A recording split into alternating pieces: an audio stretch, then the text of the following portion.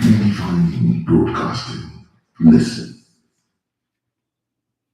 You're listening to Elegbete TV and Radio. You are listening to Elegbete TV Radio. Showtime.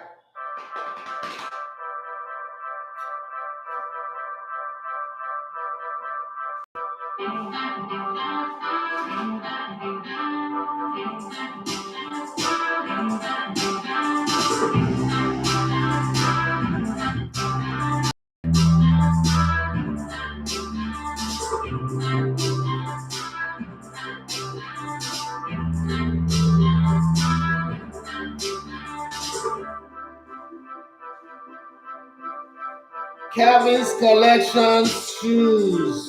Okay, sell shoes. Be nice. What type of shoes you sell?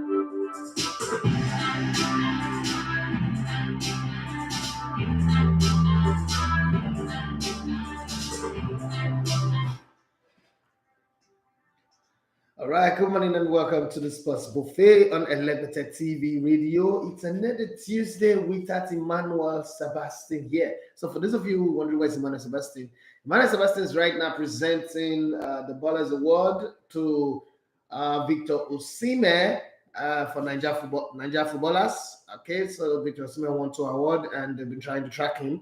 Remember, I went for Funny Bowl's wedding, came back, had some other engagement, and called them last night that he will be available to receive that award today and do his normal interview after the award. So that's the reason why we're not having Emmanuel Sebastian today. Today's Tuesday. We don't stream, so the numbers of people on the stream is low today. I can understand because people don't expect us to stream. Ozad Igalo, how you doing? Good morning. SM Billions. You really have billions in your account? Okay. Maybe it's your anticipation. Good morning to you and good morning to every other person out there. Yes, yesterday was beautiful. We had about 30 people on the YouTube stream and everywhere. It was nice. We could have something like that on a daily basis anyway. And then there were a lot of people commenting, many conversations. It was beautiful. I just hope that we have that like on a daily basis. Really is. This whole morning, bro.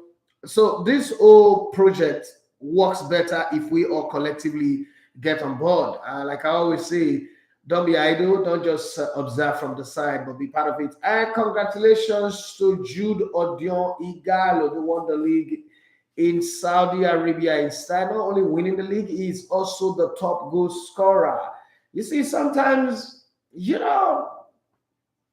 bad things, good things can come out of bad things, When his former club Al-Shabaab refused him from going to the African Nations Cup, which is not really good for us because I thought that if he was there, we may have progressed. Who knows? We may not have, we may have, but and that led to his leaving the club and going to join his current club. And somehow they've gone on Al Hilal, they've gone on to win the league, and not only winning the league, it's turned out to be the top goal scorers in the league. So congratulations to my friend and my brother. Yeah. And amazing one. I remember the other day was celebrating mommy's 70th birthday, and everything's just going well for the young man. He's having fun, having the best days of his life. There's Latin in Italy, there's Ojo in Saudi Arabia, there's Cristiano Ronaldo, there's Lionel Messi. These players are refusing to age. Okay, football has changed, something has changed. And why I talk about Ojo? I know a lot of people say you talk about Ojo too much, Ojo never does wrong in your books. Well, Nigerian players hardly do wrong in my books until they do. And the thing is, the retirement age for almost every Nigerian player is 29, 30. The one that gets to 30 lasted. So I happen to have like the privilege of going to Ojo's house and I see how he takes care of himself, his food and all that. And I'm not surprised that he's still playing to this level. And a lot of people, I've heard people say, where is he playing? He's playing in Saudi Arabia. See, football is football everywhere. Other people will give you this idea that, football is easy to play in Saudi Arabia. My question to you is, Ojo is not the first Nigerian person that have gone to Saudi Arabia, right? That's one thing you should remember. And how many of them have gone there to win the league? How many of them have gone on to be the top goal scorer? So if football is that easy, I think everybody will be at the very top. Daniel Abano, say good morning from YouTube. Good morning to you as well. So this morning, we're going to be talking about a lot of things, different stories. If you follow my reel on Facebook and or my reel on Instagram, I said that there's no better time to be an Arsenal fan right now. Okay, and I'm not going to make you sure about Arsenal, but when they were not doing well, we'll talk about them a lot. So especially when you look at how confused Manchester United is, and it seems like Chelsea is also falling through the cracks into that confused lane, it feels good. So, Arsene Wenger, if you recall, or the last 15 years of Arsene Wenger, at this stage, if you take this back to the Wenger era, at this stage, Arsenal have signed 3 players already, 4 players actually: Matona, Marquinhos, Fabio Vieira, and Gabriel Jesus. Okay, the Jesus deal is already certain. He's doing his medical today. The deals will be signed. Now, at this stage, there is not a single Arsenal fan in the universe, in the world, that can ask for more signing after 4 quality signings that represent upgrade and filling of void or spaces in the team. But guess what?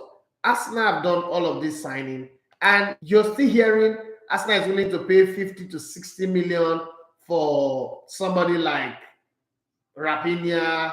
There is still even talk of Martinez and the rest. The question is, what happened at Arsenal? What did Arteta do right that just turned the tide around, that makes it possible for the club to become a spending club, to even be able to negotiate? And the funny thing, Arsenal is not just even like, before they will link Arsenal to a player for the whole duration of the window. They are going on preseason. They're doing their preseason. Go to China. The normal way Arsenal go to China. They're doing their preseason. You're hearing that they're planning to sign player. They're waiting. Then transfer deadline day, you now wait to the last minute. I can name how many players Arsenal signed on the last day.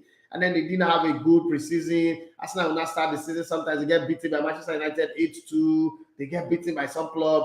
And then later they go on that Wenger run of 10 games unbeaten, 11 games unbeaten. Inside that 11 games, 4 draws and 7 wins. And then so Arsenal are going to make the top 4. Eventually they make the top 4. But you know that they have done their preseason well. They have done their signings well. So that seems to be something with Arsenal right now that you just look and you say, wow, this is beautiful. And then again, not just spending again, but also spending wisely, because you look at the players that are coming in, you say to yourself, but honestly speaking, these players are upgrade to what they used to have. These players are going to add value. These players are going to be nice. Look at the players that they brought in last summer. They brought in Ben White. They brought in what's the goalkeeper, Aaron Ramsdale. They brought in Tomiyasu. Then they brought in Simi Lokonga, who's really not one for the future anyway. Then they brought in Odegaard. Of these 5 players that they brought in last summer, they didn't do any signing in January. The winter window, they didn't do any signing. Of these 5 players that they brought in, you could tell that 4 were like, they just came in and went straight into the team and added value. Ben White, Ramsdale, Tomiyasu, and Odegaard. Now again, this summer, they have signed, Matona. That's going to be a backup, because, you can't come and displace Ramsdale. But he's a backup that is very hungry. From his speech, from his talk, it's not that humble dude. Rather, he's coming to say, look, I'm here, they signed me to be a backup, but I'm going to give him a fight. If he slip up, I'll take his place. And then you can't tell me that Gabriel Jesus is coming to sit on the bench for Eddie Nketiah. Fabio Vieira would have to prove himself, would have to settle in. Marquinhos too would have to settle in. But then if they bring in Rafinha, I'm not sure somebody who's going to leave Leeds United for that much money and come sit on the bench. So now what is left for Arsenal is, how do they let people like Nicolas Sayas and Ogo Pepe go? For me, the worst footballer ever. It's not proving me wrong. Maybe go somewhere else and prove me wrong. How do they let him go? How do they let him have to go? So how do they let those players go? Maybe by, I don't know. I really don't know how they would do it, but they need to find a way to let these guys go, because if they don't, it's going to be, one hell of a problem having all that squad and not being able to use them properly. That's what I think. But let's get past that and let's look at some of the